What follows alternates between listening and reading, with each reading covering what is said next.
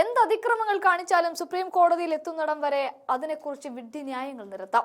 എന്നാൽ സുപ്രീം കോടതിക്ക് മുന്നിൽ എത്തുന്നതോടെ ഏത് തെരഞ്ഞെടുപ്പ് കമ്മീഷന്റെയും മുട്ടുവിറക്കും. അത് തന്നെയാണ് രാഹുൽ ഗാന്ധി പൊട്ടിച്ച ആറ്റം ബോംബിന് പിന്നാലെ കാണാനും സാധിക്കുന്നത്.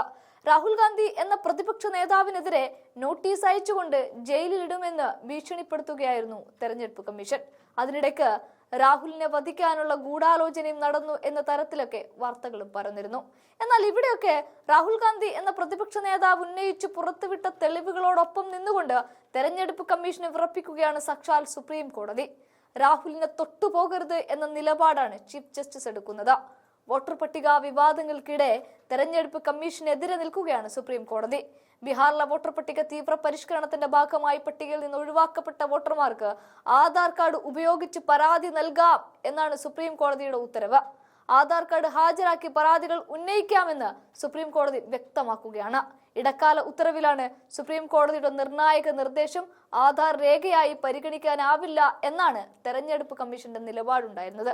അതിന് തിരിച്ചടിക്കുകയാണ് ഇപ്പോൾ സുപ്രീം കോടതി. മരിച്ചവരെ കണ്ടെത്തി ഒഴിവാക്കാൻ എന്ത് സംവിധാനമാണ് ഉപയോഗിച്ചത് എന്നും തെരഞ്ഞെടുപ്പ് കമ്മീഷനോട് കൃത്യം ചോദ്യവും സുപ്രീം കോടതി ചോദിക്കുന്നുണ്ട്. ജീവിച്ചിരിക്കുന്നവരെ മരിച്ചെന്ന് കാട്ടി ഒഴിവാക്കിയെന്ന ഹർജിക്കാരുടെ ആക്ഷേപം ഗൗരവതരമാണ് എന്നും കുടുംബാംഗം മരിച്ചെന്ന് ബന്ധുക്കളാണ് പറയേണ്ടത് എന്നുമാണ് സുപ്രീം കോടതിയുടെ ന്യായവാദം. രാഷ്ട്രീയ പാർട്ടികളുടെ സഹായത്തോടെയാണ് മരിച്ചവരെ ഒഴിവാക്കിയത് എന്ന മറുപടിയാണ് തെരഞ്ഞെടുപ്പ് കമ്മീഷൻ പല്ലിറുമ്പിക്കൊണ്ട് കോടതിയിൽ നൽകിയത്. മരിച്ചെന്ന് കാട്ടി ഒഴിവാക്കിയ 22 ലക്ഷം പേരുടെ പട്ടിക പുറത്ത് വിടാത്തത് എന്തുകൊണ്ടാണ് എന്ന ചോദ്യത്തിൽ ആ പല്ലിറുമ്പൽ അവിടെ അവസാനിപ്പിക്കുകയാണ് തെരഞ്ഞെടുപ്പ് കമ്മീഷൻ.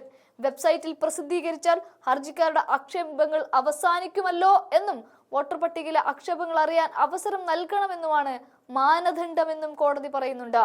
വോട്ടർ പട്ടികയിൽ നിന്ന് എന്തുകൊണ്ട് ഒഴിവാക്കി എന്നറിയാൻ മൗലികമായ അവകാശമുണ്ട് എന്നും സുതാര്യത വോട്ടർമാരുടെ ആത്മവിശ്വാസം ഉയർത്താൻ സഹായകരമാകുമെന്നും സുപ്രീം കോടതി കൂട്ടിച്ചേർക്കുമ്പോൾ ഒന്നുമല്ലാതായി മാറുകയാണ് രാജ്യത്തിന്റെ തെരഞ്ഞെടുപ്പ് കമ്മീഷൻ. എന്തുകൊണ്ട് പട്ടികയിൽ നിന്ന് ഒഴിവാക്കി എന്ന കാരണം സഹിതം വ്യക്തത വരുത്തുന്നില്ല എന്ന ചോദ്യം തന്നെയും പിന്നെയും സുപ്രീം കോടതി തെരഞ്ഞെടുപ്പ് കമ്മീഷനോട് ആവർത്തിച്ച് ചോദിക്കുകയാണ്.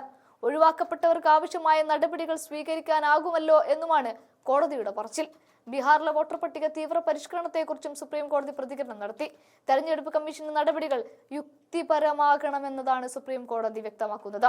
പട്ടികയിൽ നിന്ന് ഒഴിവാക്കിയതിന്റെ കാരണം വോട്ടർമാരെ അറിയിക്കണമെന്നും ഒഴിവാക്കപ്പെട്ടവരുടെ പട്ടിക ബൂത്ത് അടിസ്ഥാനത്തിൽ വെബ്സൈറ്റിൽ പ്രസിദ്ധീകരിക്കണമെന്നും സുപ്രീം കോടതി നിർദ്ദേശിച്ചു. അതൊരു ശാസന കൂടിയാണ്. വോട്ടർ ID നമ്പർ ഉപയോഗിച്ച് തിരഞ്ഞാൽ ഓരോ വിവരങ്ങളും കണ്ടെത്താനാകണമെന്നും അടിവരയിട്ട് സുപ്രീം കോടതി പറയുന്നുണ്ട്. പൗരന്മാർക്ക് ബുദ്ധിമുട്ടുണ്ടാകുന്നതാകരുത് തീവ്ര പരിഷ്കരണം. ജനങ്ങൾക്ക് ആശ്വാസമാകുന്ന നടപടികളാണ് സ്വീകരിക്കേണ്ടത്. ഹർജിയിലെ നടപടികൾ അവസാനിപ്പിക്കില്ലെന്നും തീവ്ര പരിഷ്കരണ നടപടികൾ അവസാനിക്കും വരെ മേൽനോട്ടം തുടരുമെന്നും കോടതി അറിയിച്ചു. അതായത് എപ്പോഴും തങ്ങളുടെ കണ്ണ് നിങ്ങളുടെ മേൽ ഉണ്ടാകുമെന്ന് തെരഞ്ഞെടുപ്പ് കമ്മീഷനോട് ആവർത്തിച്ച് ഉച്ചത്തിൽ പറയുകയാണ് സാക്ഷാൽ സുപ്രീം കോടതി. അവിടെ പിന്നെ എങ്ങനെ മുട്ടുവിറക്കാതിരിക്കും?